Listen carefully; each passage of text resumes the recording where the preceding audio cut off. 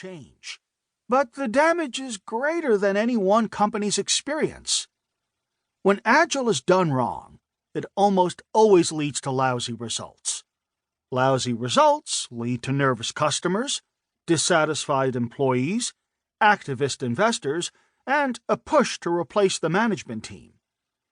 Replacement managers are understandably skeptical of any strategies that got the prior regime fired. They are likely to clean house, disband Agile teams, and probably launch a round of layoffs. It's a version of Gresham's Law. Bad Agile drives out good. If that happens too often, Agile will be discredited, and the business world will be back where it started, with top-heavy bureaucratic corporations struggling hopelessly to keep up with brash upstarts and rapidly changing markets. So in this book, we want to bring Agile down to earth, to separate Agile done right from Agile done wrong. Here in the introduction, we'll focus on the wrong-headedness, the potholes and pitfalls, the ways in which companies have already misunderstood or misused Agile. We hope that the lessons and cautionary tales will inoculate you against the idea that Agile is some kind of magic quick fix. But we'll also introduce some of the ideas that inform the chapters that follow, chapters that will tell you how to do Agile right. We'll provide a roadmap to these chapters, and we'll summarize the research that underlies the book. Doing Agile right may take more time and experimentation than doing it wrong, but it's the only way to get the results that the philosophy promises. Doing Agile wrong. In the movie The Princess Bride, the swordsman, Inigo Montoya, famously chides the cunning Vizzini. "You keep using that word. I do not think it means what you think it means." So it is with Agile. Executives often fail to understand how Agile operates and where and why it has succeeded. That doesn't stop them from throwing around the terminology or from making assumptions about Agile that simply aren't true.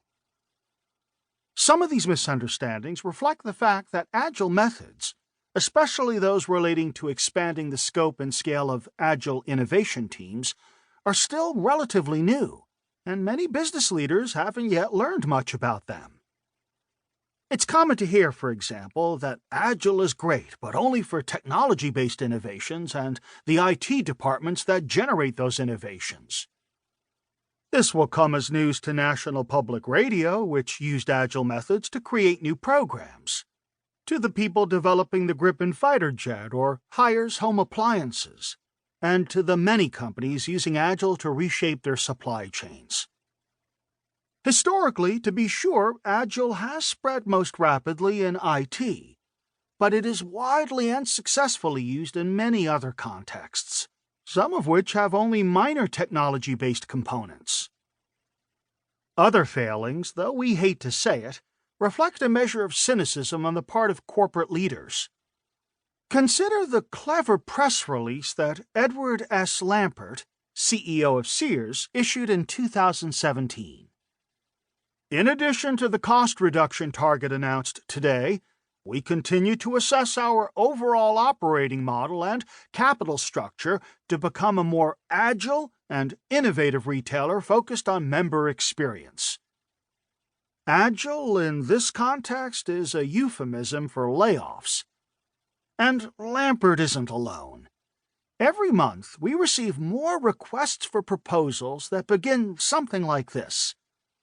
The project objective, should you choose to accept it, is to reduce operating expenses by 30% this year while transforming the organization to agile ways of working and digital technology. The issuers of these requests don't understand that there are basic inconsistencies between large, chaotic layoffs and Agile. For one thing, large layoffs tend to happen in batches driven by precipitous restructurings or annual budgeting cycles. This is diametrically opposed to the continuous learning and adaptation processes prescribed by Agile. For another, senior executive